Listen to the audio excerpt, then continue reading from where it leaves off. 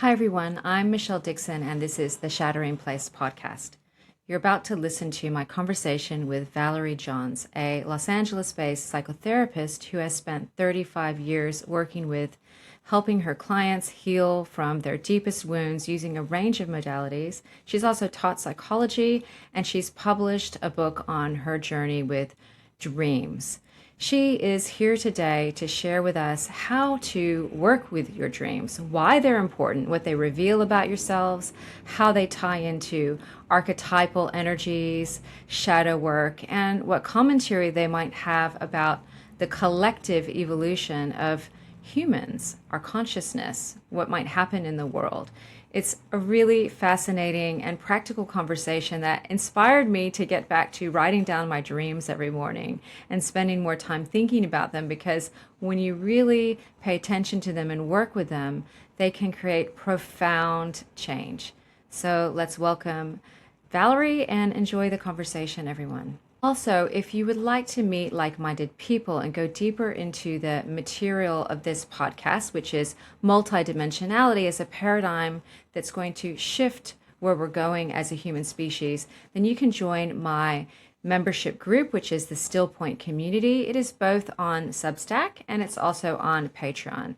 We get together once a month for a live call, and you also get access to other articles, videos, Q&As, and much more. So check out my link in the show notes, and I hope to see you in my group. Welcome, Valerie, to the Shattering Place podcast. So today we have Valerie Johns with us, and she's a therapist and also an expert in dream work. And she has her own methodology of dream work. I believe it's called the Dream Box method. And I'm really keen to understand what dreams are and how we can work with them. So let's start with what dreams are. What do we think? Do we really know what dreams are from a neuroscience point of view? Well, I think it was originally believed that they were just the brain's way of processing the day and storing memory and creating stories around our lives. But very early on, with both Freud and Carl Jung, dreams became a way of doing therapy, a way of understanding the things that we can't know while we're awake. With psychedelics being so popular at the moment, they're very famous for setting aside the default function of the ego, which is busy protecting us all day long and keeping us inside the guardrails of what's comfortable. It wants pleasure. It doesn't want a lot of pain. And at night come the things that the ego's been holding out of our consciousness so that it can too be synthesized. And so when we wake up at night and we think, oh, I'll write down a dream, immediately the ego goes, no, go back to sleep. You don't need to do that. That was just a silly idea you had earlier in the day. Don't do it. So you get this kind of dialogue at night between the ego and the soul or the psyche, and how they're trying to kind of make friends with each other and make peace with each other through being willing to begin to record one's dreams and just be open and curious about what they might be bringing us. So I guess we don't really know, not that we need to. I'm with you. I mean, my approach with everything therapeutic is if it works, that's the thing that's most important to me, kind of a shamanic approach. However, I have that sciencey part of my brain which is curious to understand what's happening in the brain. Is it something to do with REM sleep? I know there's a lot of research now showing that the brain in nighttime when we're sleeping is when the brain cleanses itself. It's when the cerebral spinal fluid washes through the brain and removes stuff. Waste material, I think, is what it's referred to. So I am curious. It seems like we don't really know from a, I don't know, neuroscience point of view what exactly is happening. But we know that dreams are very meaningful and powerful, and they can have such an impact on people. So what is the value then of consciously working with it rather than responding to that ego attempt to push it away? Well, since we are in a stage of life right now, it seems where people want to know themselves. And a lot of people are in pain, and they would like it to be meaningful rather than just meaningless pain. And so we can be stuck with existential suffering and neurotic suffering for the rest of our lives, or we can begin to turn toward the nighttime and begin to welcome what it may be bringing us in terms of callings, in terms of prescience, guidance. And for me, it was a lot about, and I didn't go in expecting this, but it was about retrieving the lost parts of myself, which have been so popularized lately with the internal family systems work. But Carl Jung was talking about this 100 years ago, of bringing forth the things that have been lost or stolen from us by society. You know, the shadow where everything gets put that society doesn't want to see us manifest. We stiff all this stuff away. And in dream time, it comes back and says, I'm still here. I'm 6 years old and mommy spanked me because I tracked dog poo across the living room floor, and now I'm a tsunami with a cowgirl inside it. So the 6-year-old crying cowgirl gets retrieved out of the ocean, where otherwise it would just be, wow, I had another tsunami dream. It's got no meaning, versus this other extraction that I took from the dream representations when you do this thing called amplification or active imagination, where you take something from the dream and then while you're awake, you do like a guided imagery around it. There's one, I even made one for the dream box where you can listen to it online and help yourself begin to develop these skills of having a conversation with what happens to you at night. Does that make sense? Absolutely. I'm so excited to go into some of the skills and ways you suggest to work with dreams, having done this for decades, I believe. I also want to say, yes, hallelujah, about the parts work. It's been around since Jung. It's been around even before that. We can look at shamanic traditions and look at soul loss and soul retrieval. Long before internal family systems and Schwartz, we knew that there are aspects of self that get isolated by pain, times in our life when we're under-resourced. And it is true, I've seen it in myself and my clients, that so much of the dream reflection is revealing of those lost parts of ourselves. But dreams they do more than that. So I'd love to, before we get into how you help people, just maybe run through some of the functions dreams have. They reveal, they reflect. How do you understand it, all of the different functions?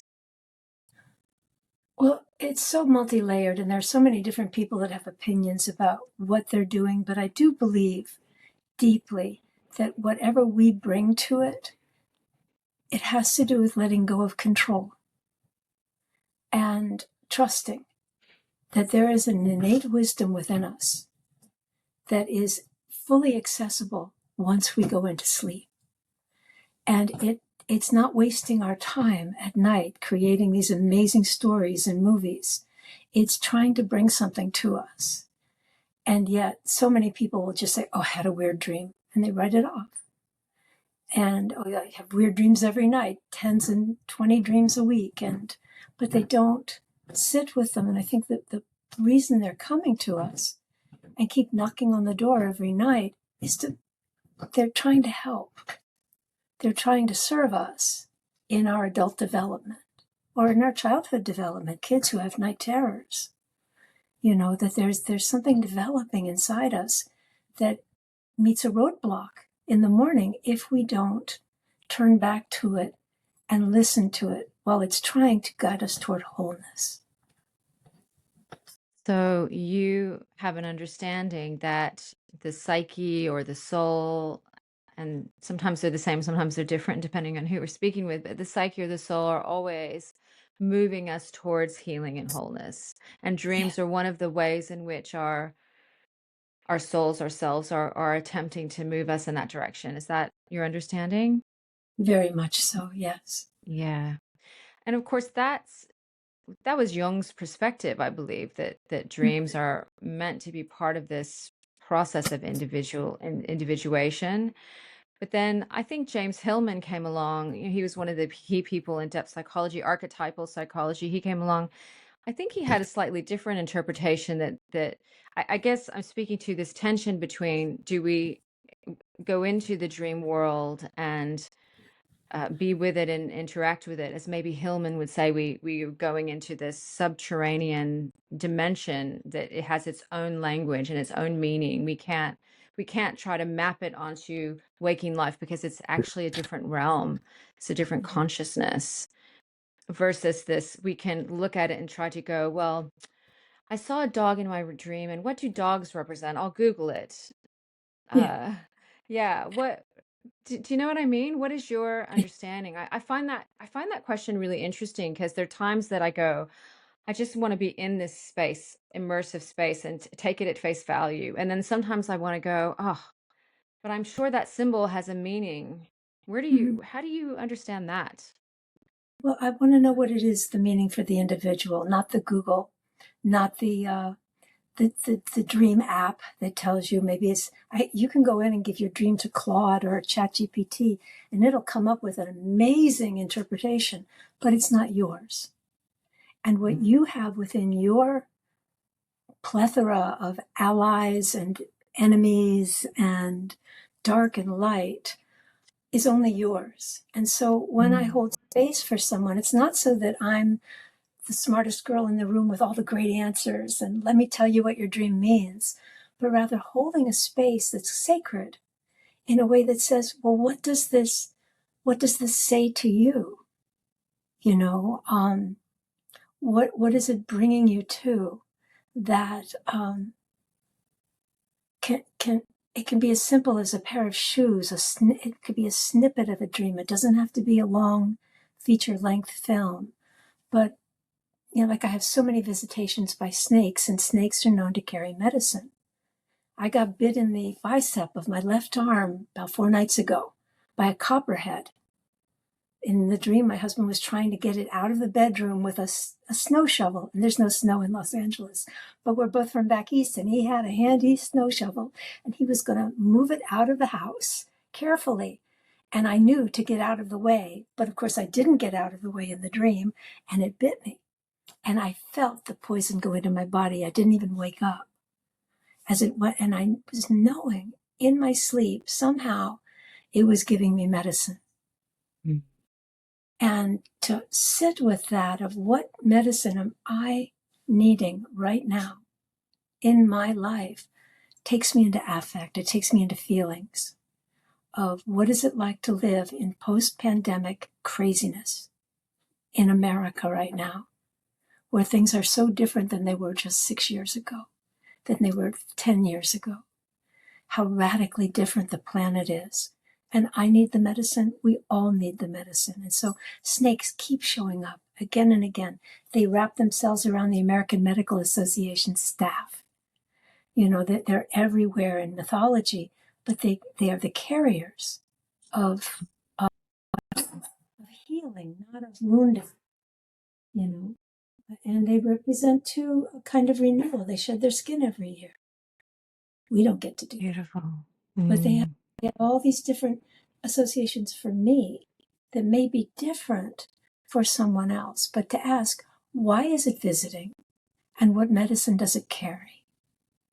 And those are the things that I just hold space for and wonder about with people in terms of, if you were, for example, to take a gestalt of it and say, what part of the dream is most you? What part of the dream is least you? The adversary. I mean, I've had so many rapist nightmares. And I am, therapist, when you break it down, spells the rapist. So I have within me the darker elements of a perpetrator. We all do. And bringing that to light, rather than being the victim of the dream, but being the perpetrator in the dream, allows me to then explore different angers and aggressions within me that, I don't want to have those. I'm ladylike, right? But the dream allows us to kind of begin to welcome all parts of ourselves. The parts we know, the parts we don't know, the parts we don't want to know. There's so much value in that, isn't there? Seeing those parts of ourselves. And for some people listening, it might be a leap to think, well, I have a rapist energy in me, or I have something dark or violent in me. And we're not saying it's something that your psyche is saying you need to act out or is a part of you that needs to, manifest in the world. Rather, it speaks to there's something that you haven't looked at that's unattended. So I'm curious as you share that your dream of the snake, which is I've had snakes appear in my waking life, which is a whole conversation, by the way. Life can be like a dream, and I think when you do dream work for a while, you start to see the world externally in waking life in the same immersive, symbolic fashion, which is a whole other conversation. Was there a dream for you, Valerie, that was so powerful that shifted you onto this path of really being so passionate about it, or a series of dreams? Because I'm assuming there was a before and there was an after. I would love to hear a bit of the background story, the origin story. Yeah, it really was profound. And I didn't know it at the time, but I had a dream that there was a red dress dancing in space. I couldn't see the floor or the ceiling or the walls. I was in a black space observing a dress dancing and twirling and elegant, but nobody inside it. And I heard a woman's deep voice begin to repeat a chant: red dress medicine, red dress medicine, over and over again. And so I woke up and I wrote down red dress medicines. When I woke up in the morning, I went to my paints and I pulled out the brightest red I could find, and I painted the dress in motion. And I was in a workshop with Pacifica, Stephen Eisenstadt, about 40 or 50 of us online at the beginning of the pandemic. And I held up the painting to share it with the group. And one of the mentors went running off screen and came running back with her painting of a red dress that she had made when she was in the workshop that I was attending before she became a mentor. And it just brought this deep emotion to me. And I started sharing the red dress dream with other people. And someone told me that they had written their master's thesis on a Canadian artist. I think her name is Jamie Black. She's from the Métis tribe. And Jamie had, in 2011, I think, had hung empty red dresses in trees in Canada, each dress representing a missing or murdered Indigenous woman. So in 2021, or around then, I'm dreaming the red dress dancing in space, the woman's voice chanting red dress medicine, meaning redress, repair, find the medicine that repairs through the dream. And then to find out that I was somehow connected to a Canadian Indigenous artist who had hung those dresses in trees where they would dance in the breeze. And it just gave me this sense of, like, you can't make that up. You can't imbue this with a fancy intellectual meaning. It was visceral, this red dress. And what Jamie Black said was, we put the red dress on as women and dance for those who can no longer dance. And that felt to me like, Valerie, you have a calling, start writing it down, make it into art. And so I wrote first a poetic memoir, retrieving all the different parts of myself, called Ashes in the Milk, because my dad spilled ashes in the only milk in the house when I was a baby, and my mom was sick, and it was a early preverbal trauma. And I was able to have many divine child dreams where I reclaimed that infancy energy. And then once I had done the grief work around the first chunk of that, I was able to write a second book that's just dream poetry. It's just one dream after another, after another, after another. And so far, the people who have read it said, it makes me remember my dreams. I had a dream like that. It's a Me Too, like a homeopathic thing of like cures like, right?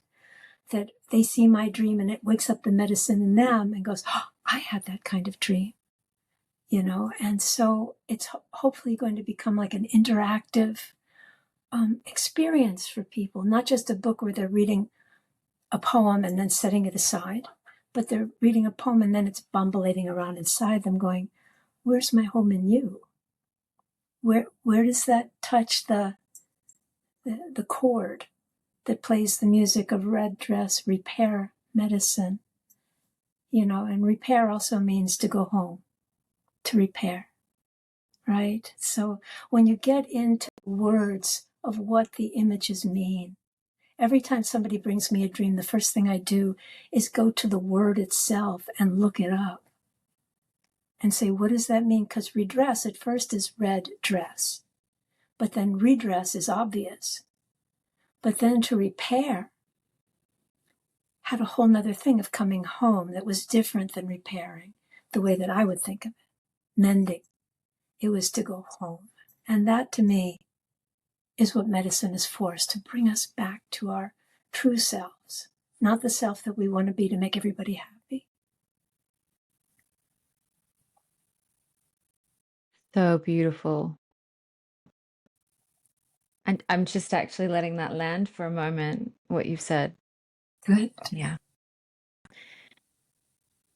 What I felt through this sharing is the rise of the divine feminine back into our world and our culture, the rebirth of the feminine, which we could define in many ways. But for me, one of the most important ways is turning our focus back to our inner life and our experiences, and not just having an externalized focus on doing and making and building, but also tending to the being. Yes. Yeah. So beautiful. Yeah. So that started your journey, this medicine, this redress medicine. And what was, so at that stage, so I should ask, I'm curious now, at that stage, did you kind of double down on your own noting your dreams and studying dreams, or how did that set you on your path, and what evolved next? Well, it was encouraging. It was like, instead of just dabbling, it became more of a calling. I literally almost every night, one or two dreams. And I make sure that I write them down. I give them a title. I tell them in the present tense.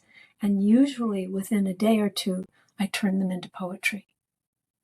Because poetry and writing poetry, which I've done since I was 8 to save my own life, but poetry is about writing a line and waiting, like going fishing. You just drop the line into the water and you wait. And then the next line arrives. You don't make the next line arrive. It arrives. And it's the same with tending a dream image, is you wonder what it's visiting for, and then you listen. And it will speak. And so I let the dreams tell me what's what. What is thus? What is real? I've had many dreams of land movers excavating, right? I had a dream that I was in my mother's house. A lot of my dreams appear in my mother's home. And a land mover is moving across her backyard, one of those big backhoe tractors, with a palomino horse and a yellow lab running behind it. And it's tearing up the yard. And I yell out the door to the man who's tearing up the yard, "What's going on?" And he yells, "I am here to unearth the troubles of this house. Your father, while well-intentioned, did not know how to raise daughters." And I yelled back to him, "No one raised him." Because he was raised by people who had escaped the pogroms in what is now Ukraine, in Odessa and Kiev. And so he was the child of traumatic times, starvation times. But using that dream and excavating what came out of my mother's garden was the ancestors of my father's bones, because we put his ashes in the rose garden. And so I'll have these dreams of wild animals coming out of the rose garden. And when I pause them and say, what are you doing here? When I'm imagining them after the nightmare, they will say, I come from the bones of your father. I come from the bones of the ancestors. And I was not a real shamanic kind of, like, I'm going to be a shaman. I'm going to do a mystical thing here.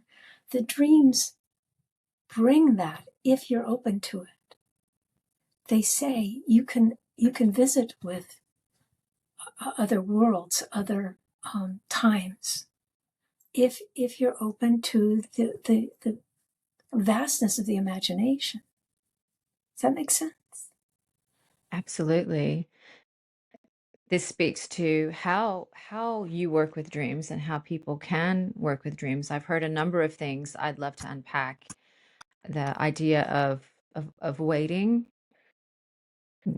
thinking or immersing yourself, your memory in one aspect of the dream and waiting, reliving it or this active imagination, going back in and placing yourself in it. I've heard a number of things. So perhaps,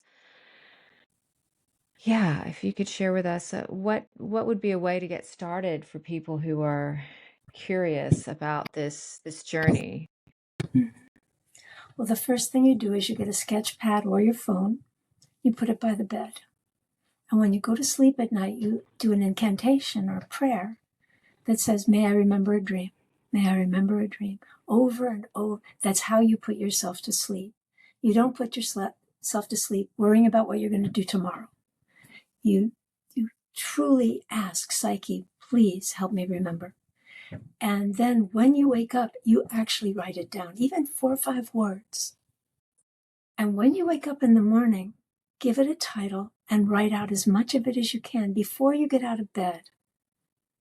Really letting the story unfold itself. And you get good at it really fast. It's amazing how quickly they will come.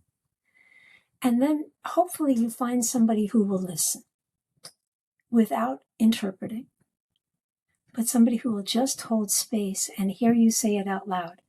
And you don't tell it just once. You read it out loud once, and then you put the paper down and you tell it. And various times, different parts of the dream will continue to come as you sit in the space of wondering. Whenever I work with this one woman, the one who had the red dress dream as well, she tends dreams for me now and then. And she'll, because I talk fast and I brainstorm, and she'll go, okay, stop the action and see what happens next if you freeze everything where it is. What comes up once you've frozen the action? And it's almost always a snake or a wild boar or a kitten, or the other night, a lynx appeared and was biting my face, and I bit her back. And I woke up biting her. Like I was there with her, and we were both ferocious. And it wasn't terrible. It was just amazing. I didn't say, wow, let me have a dream about a lynx in my bedroom. A lynx was walking like a big cat around my house. And she pounced right on my face. But I didn't wake up horrified. I woke up enthralled. Like when I talk about the powerful feminine, I mean, she was a hellcat, right? She was amazing.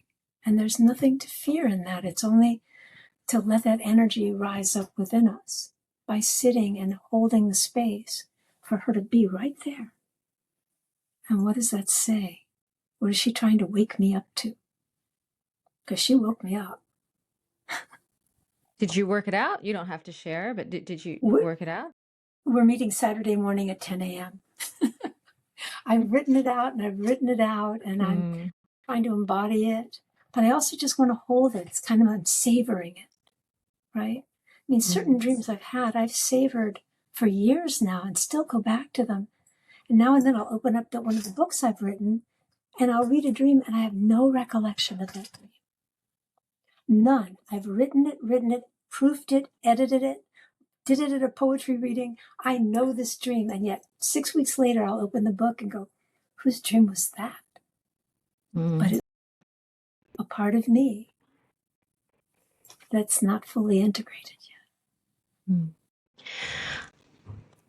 My experience or opinion is that even if you, I mean, there's so much richness to writing down your dreams. I've done it since I was a teenager, and my young adult daughter and I we are that person to each other. She'll ring me and tell me her dream. I'll tell her my dream.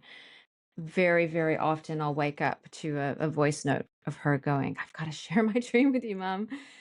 So I have that. So I understand experientially the value of it. And also, I know that even in the times when I don't have a moment to write it down or I don't give it a thought, I wake up, it's fleeting. I still feel like it's doing something for me. It's still working me. Yes, yes. And if you don't write it down, it'll come back. Mm. It's not like poetry where it'll go on to the next poet. If you don't write it down, somebody else will grab it from the universe. But if you don't write down a dream, it will come back. And surely there's also some commentary on the collective unconscious, if we want to use like that Jungian term of this shared soup of consciousness that we all as humanity share because we're all part of the same thing. Surely there's something there in the dreaming world too. It's not just about our personal evolution, our personal healing, as it were. We can be shown things about the collective. And I believe there are many documented cases of people having similar precognitive dreams or similar dreams that are predicting something that might happen, or if not that, then just commentating on what's happening in the collective across countries and languages. People can have the same material come up. Yes, yes. Joseph Campbell did a lot of studies of the cross-cultural, as did Carl Jung, of course, of like Navajo and Native American dreams that mirror African dreams and Eskimo dreams, indigenous peoples to Australia, and then just the white European dreams. And they all, they don't care about the boundaries of culture or class. The images are universal.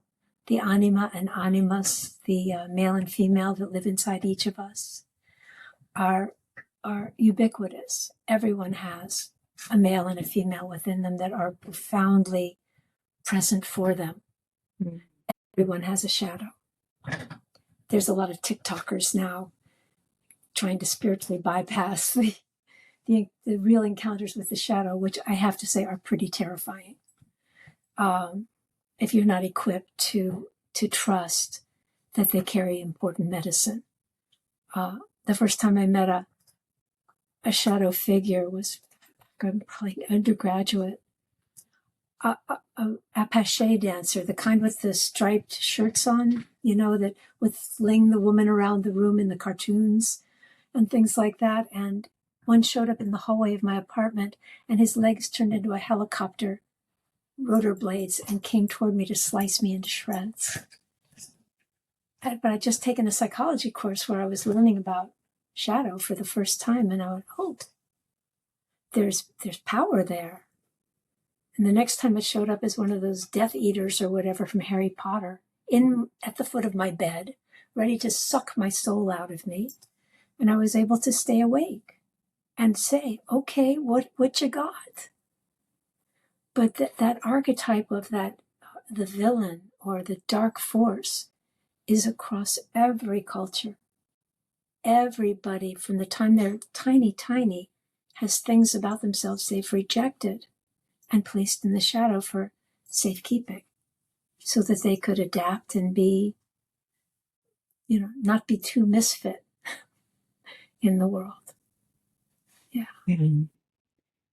Campbell's book is The Hero with a Thousand Faces. Isn't that his book on archetypes? And I love Campbell, and the whole archetypal space is so fascinating. And it's this idea that there are these universal representations of different human qualities or experiences that every culture and every era have identified. The masculine, the feminine is one. There's so many more goddess, prostitute, warrior. I spoke about the warrior archetype a lot with Edward Tick, who works with war veterans in a recent episode. There's so many archetypes we that are out there, but that we embody within our internal psyche. And coming face to face with archetypes, it's very much like this parts thing, isn't it? That there are parts of us that we have not tended to, that we're under resourced at different times of our biography, but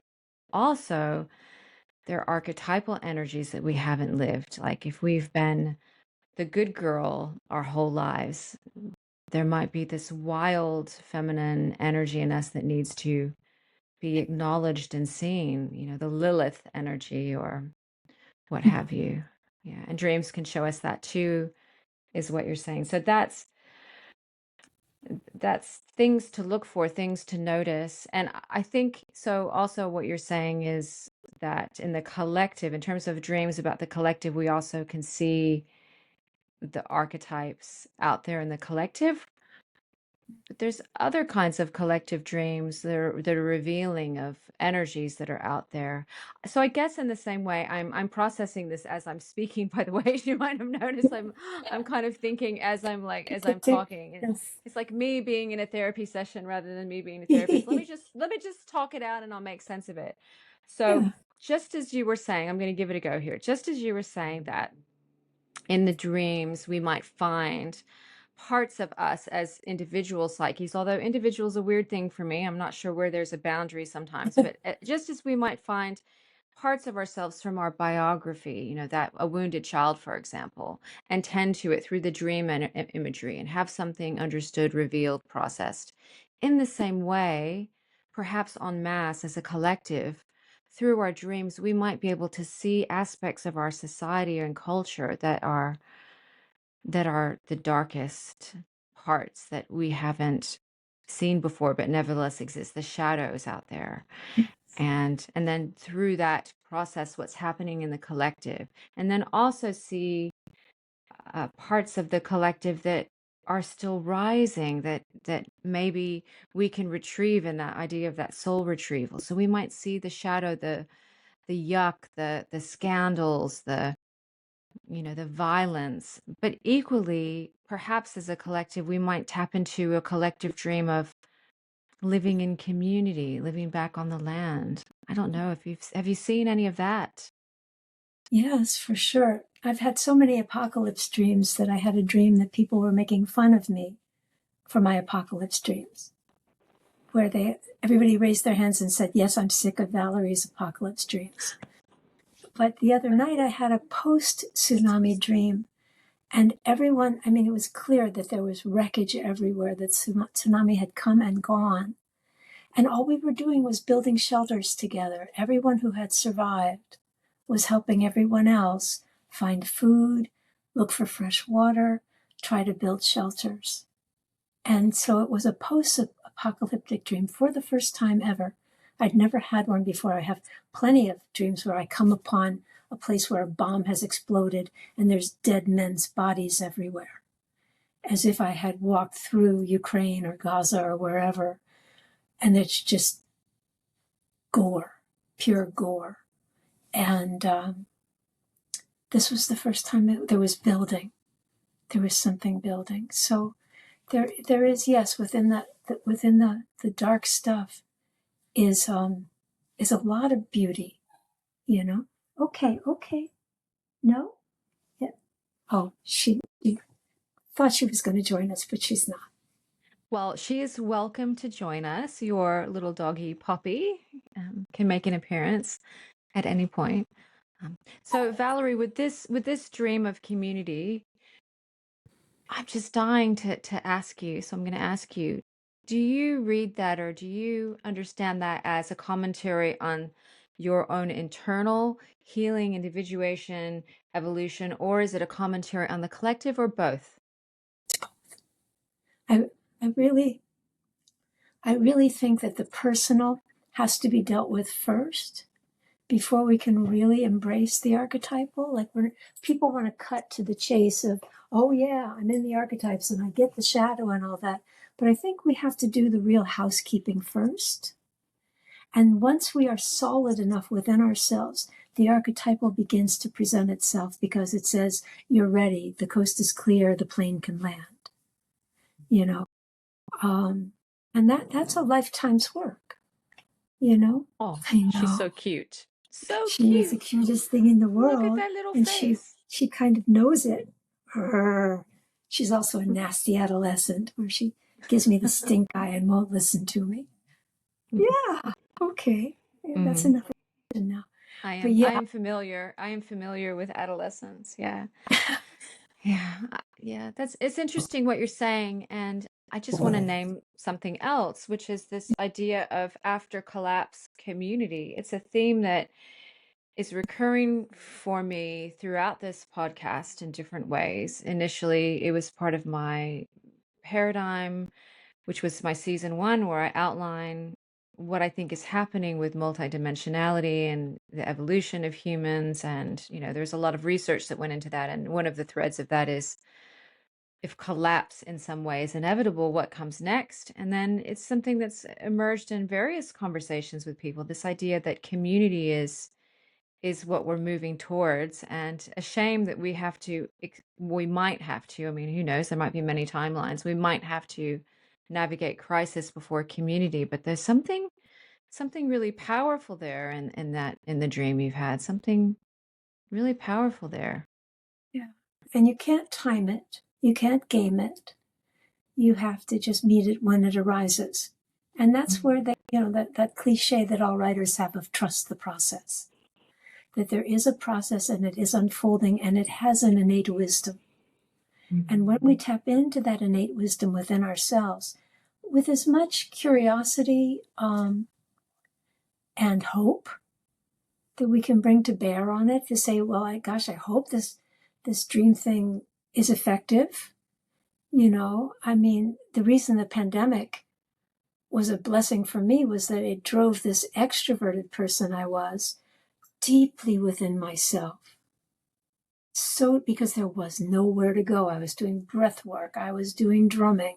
I was dancing in the living room. I put on the red dress and I danced. And that's not normally how I would have lived my life in 2020, 2021.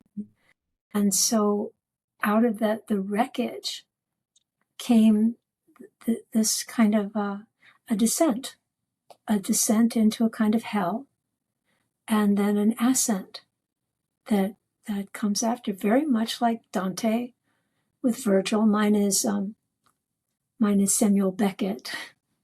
He shows up instead of Virgil, but he's my Virgil figure.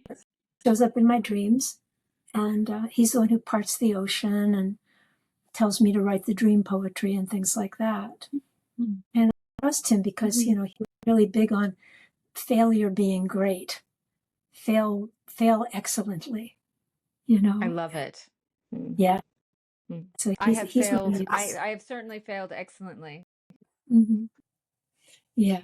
So I do believe that there's something will come out of it. The Negredo is always the falling apart in alchemy before we, like a butterfly, they go into a gushy solution and then they coagulate and become something else in the rubedo, which is the reddening, which is the red dress. The reddening is the final stage of the alchemical process. Oh, rubedo. Wow. Yeah. Okay, so to backtrack a little, you have shared with us that your recommendation is get a notebook, do an incantation before bed. I will remember my dream. Write it down in the morning, narrate it out loud and tell it, share it with someone who will not interpret it or give feedback. And then what's next? How does one, I mean, I suppose it depends on the dream and the emotional impact and so on, but what's next is a general guideline. Well, what somebody once taught me was make a bumper sticker. What would this dream say if you had to put it on the back of your car? Like put the red dress on for the women who can no longer dance.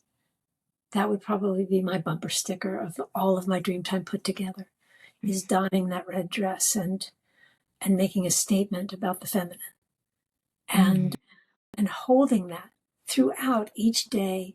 No matter what, the red dress is somehow exemplified in my behavior, my demeanor, in my engagement with people, even though I may never tell the story to them or relate to them about the red dress itself. There's a repair that's going on there. There's a coming home that's going on there. And so that took years. That was 2021 probably when I dreamt that, and it's now 2026. And it's still giving me fruit. It's still bearing fruit the way that an older tree does. And so certain dreams, I think, may mean one thing one day, and 2 years later, you go back and, like I was curating a bunch of poetry to do a poetry reading at a place in Los Angeles a couple of weeks ago. And so I was pulling dreams that I thought would tell the story quickly of soul retrieval. And in one of them, I'm standing in the bathroom of my office, only it's a big industrial bathroom, not my actual office. And there's a whirring sound inside one of the stalls. And Satan blows out of the stall, rocking a slinky silver 1920s flapper's dress, one of those ones with the spangles, and whirs around me and pushes me into a stall. And I wake up just shocked because I've just met the evil, right? And when I went back in, all I said was, "So Satan, what's up?" Kind of playfully. And Satan said, "You're not wilding enough. You're just not wilding enough." And that was just so sweet. It wasn't a horrible thing, that the most evil thing in the world, so to speak, though it was God's most beautiful angel before the fall, that she visited as a woman in a flapper's dress.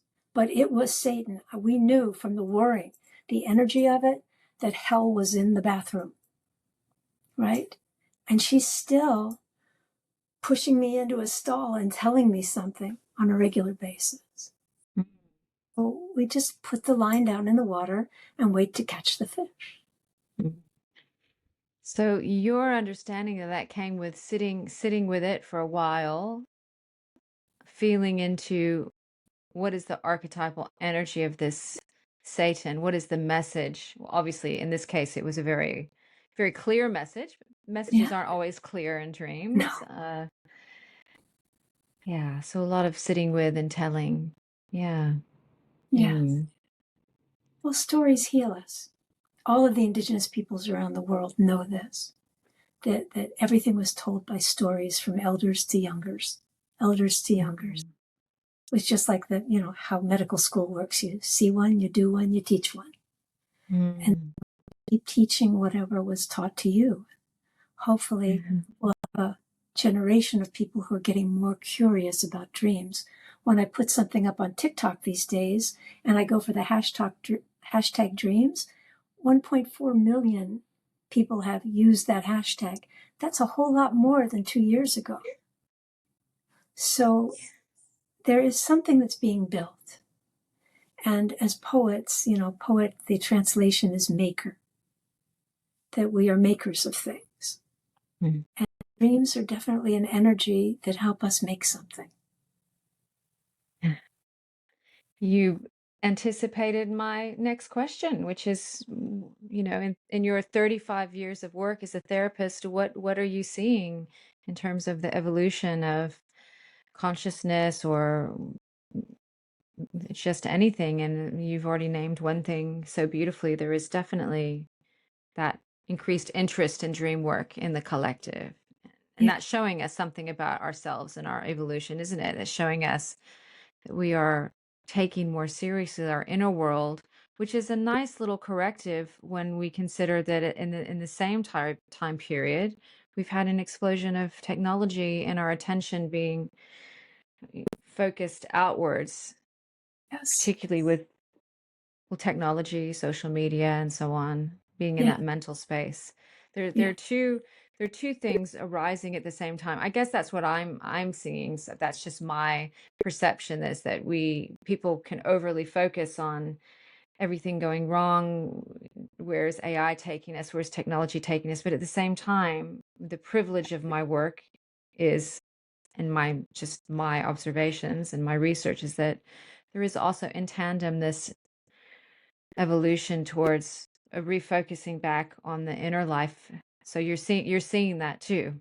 Yes, very much so. I know Carl Jung, before World War II, I believe it was before World War II, he said that civilization was hanging by a thread, and that thread was the human psyche. He dreamed World War I before it happened. He dreamed a rising ocean of blood heading for the Alps. And 3 weeks later, war began. And he went, oh, that's what that was. So, and it was a vision. It was shocking to him that he had a vision like that. He felt insane when he saw it. But that human psyche is the thread. And so all of us who are doing deep psychoanalytic work or depth psychology, spiritual psychology, we're aiming to help people connect themselves to that thread. And the dream time is one of the ways to do that. I'm always encouraging people, just please, even if you think it's silly, write it down and bring it to me. And the stuff that comes up is so amazing compared to and then I went here, and that we call it broadcast therapy. All the news about my week all the time. Here's what I did here. And then she said this and I said that, and she said that and I said that. And eventually that kind of wears out, and you've got to go down into the depths. And when you go down into the depths, Psyche is so excited because she knows about healing. I think you were talking in our pre-interview about this gentleman that works with warriors, veterans, and the Asclepian practice of sending people into the dream place before they saw the medicine person, and that the dream was the medicine. And I think that the Greeks were onto something that we're coming back around to, in the same way that as our civilization is in a free fall in some ways, that we return to those basic things that the Greeks knew in their free fall. Absolutely. And if I were to give this episode a bumper sticker, it would be, your psyche knows how to heal you. Yes.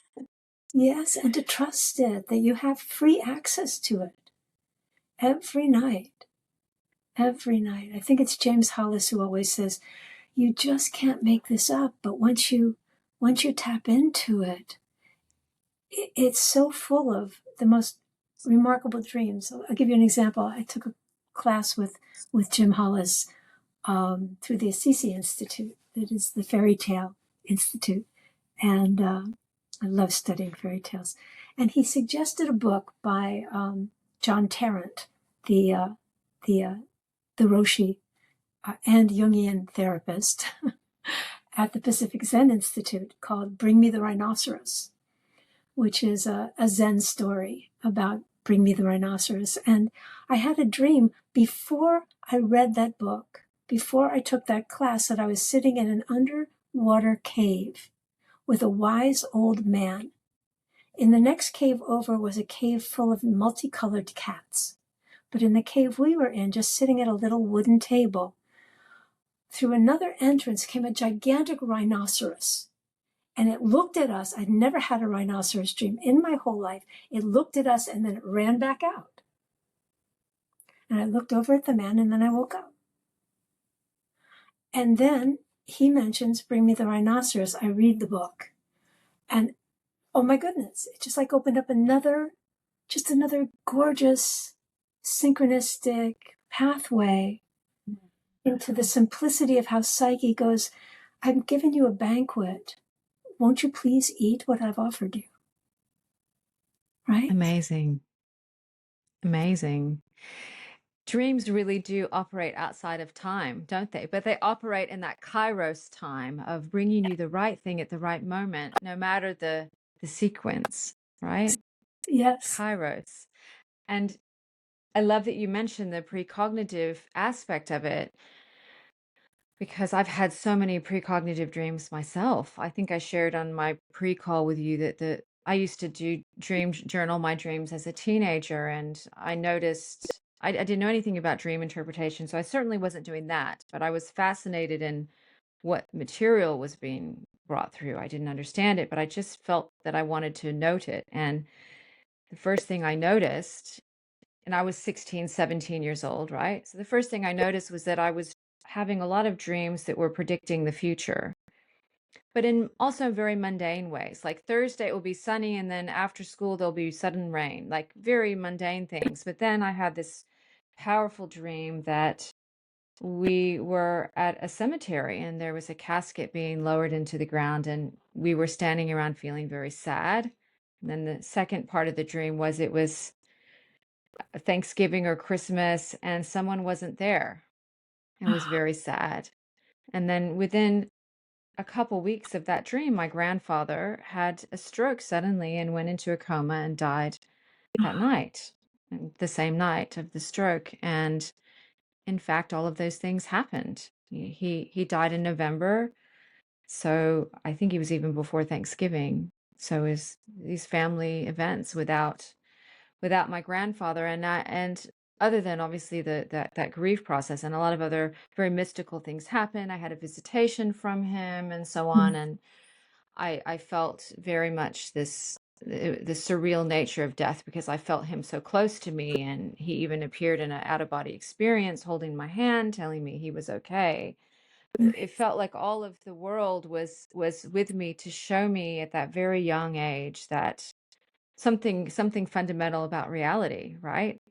And the dream was part of that. The dream was part of a larger kind of almost curriculum. There was the dream, the precognition, the event, the communication, and then the surreal moment that I was at the funeral. And as a 17, I was 17, and as a 17-year-old, I was asked if I could sit in the room with his body in the casket while the family came to visit, particularly because there were a lot of children, and they thought if I were there, then the small children wouldn't be so scared of coming in to see the body. So here I was doing this very kind of grown up thing at 17, but Yeah. it was a rightness to it because the dream had prepared me, and then Mhm. my communication with him had continued, and it fundamentally set my relationship with death at a very young age. It changed something very fundamental, and the dream, the dream was part of that. And I want to call it precognition, but it's more than that, because precognition is assuming that there is time and there is a now and there is a anticipating the future, which is then later. But I think that the dreaming world and that world of the psyche does exist out of time. So it's Yes. something else. Yes. Yes. Kurt Vonnegut's first line in Breakfast of Champions was, Billy Pilgrim has come unstuck in time. Right? And he wrote that to metabolize the trauma of being in the slaughterhouse underneath Dresden when the Allies firebombed. Mm. It took me years to truly understand. I used to joke that I was unstuck in time. But when I realized after writing my own trauma recovery work that that's what Kurt had been doing. In each of his stories, there was something that had to do with how to deal with coming out of that slaughterhouse to a destroyed city, and how it unstuck him in time. Trauma did that because trauma doesn't know anything linear. Exactly. And those moments of trauma exist outside of time because they're so impactful and so profound, and they're in the here and now, in the body and the psyche and the memory and the soul. It's all really the same thing at a level, right? I mean, time for me is one of the most interesting conundrums, and probably because of I do a lot of parts work. I do work with a lot of complex trauma, and my novel IKONA uses time as a scaffolding for the story. There are multiple stories where there is incarnation, reincarnation, future memory, and the characters reoccur in different time periods. kind of like Cloud Atlas, but a very different format. I use a very recursive spiral structure of the novel and as a storytelling device. And so many things repeat themselves in time, and it's yeah, definitely an interest of mine, and no doubt informed by my own internal dream work, you know? Yeah. Yes. The psyche doesn't lie. It definitely only tells the truth. Absolutely. Absolutely. So much there, so much there. And I know that your program, your dream work, is it a course that people can do, the Dreambox method, or is it just working with you one-on-one? How is it Well, it's delivered? funny. I had said to someone a couple of years ago that I was going to do a dream box, which was just a toolkit. And then I set it aside. I was busy writing the second book and life happened and blah, blah, blah. And then I was doing a podcast a couple weeks ago, an interview with someone, and they asked me about it. And it was like, oh, I'm busted. I never followed up on that. It was one of Valerie's great ideas that I hadn't had follow through on. That afternoon, as soon as I got off the call with her, I created it. It had been waiting in the Ethernet or whatever. And I pulled the pieces together. I made a voice recording of like a hypnosis guided imagery. My web person stuck that in. I created a visual that looked a lot like the cover of my second book, a very dreamy. And there's even a sketch pad inside my website where you can write with your finger on the sketch pad, so that you don't even have to have a pad by the bed if you're willing to open up your iPad or computer. If it's got touch screen, you can write the words inside the little tiny dream app, if you will, that I made. And I'm just thrilled that people are starting to use it. They've been telling me on social media that a few people have used it and said, I like it because it gives them something. They don't have to invent the wheel. Here's the wheel. The wheel's already been invented. I promised to invent it a couple of years ago, better late than never. And it's just a toolkit. And we all need, most of the people I know did not come with an instruction manual. We had to make it up as we went along. We were always feeling lost and like we were faking it, and everybody else had the magic golden key to how to be a person while the rest of us were guessing. And at some point, we all find our own keys. But sometimes we're like really late in life by the time we get a key that actually fits in a lock that goes, oh. And that's what dreams can do for people, no matter how old they are, how young they are, that they can find their own key to their own dream box that opens up something that has them inside it. It's just them. Everything that's in there is them. Blanking on its name, the Gestalt therapy. It's in my memory. I taught psychology for 12 years. Fritz Perls. Thank you, Psyche. That he said everything in the dream is the dreamer. Give it a voice as I. And it will just blow your mind to just simply do that. Absolutely. One thing. Yeah. How does this person in your dream, what aspects of you, how do you see yourself in that person? Many ways to ask that question, but yeah. Beautiful. Yeah. So the dream box exists to help if anyone's listening and they have resistance or they don't know how to get started. It just simplifies that process, I think. Yeah. But in any case, anyone can, and I hope everyone does, after this conversation, see their dreams a little differently and begin to engage with them in a way that feels right for each individual. Just Yes. start to get to know your psyche. It's a beautiful thing to realize that there's so much richness just there in you. Yeah. Just there. Yes. Yes. And when people don't think they're creative, for example, people think, oh, the creative people are creative and all the rest of us don't have that juice. But everyone at night is a filmmaker. Everyone is their very own Steven Spielberg. Special effects, and you can fly. You can turn into an animal and run with wolves or run with horses, and be a horse in the waves, running in the ocean. Anything is possible there that you can bring back as life energy. Yeah. Eros. Beautiful. Yeah. Well, thank you so much, Valerie, for having this conversation with me today. Thank you. This was lovely. I knew this was going to be lovely from our pre-meet. Yes, me too. And I'm really excited to hear if people have listened and have comments and are doing it to share your dream stories. I'm excited to put this out there and to encourage people to do this deep work. So all of your links will be in the show notes. And thank you so much again. Thank you too. Take good care. Sweet dreams.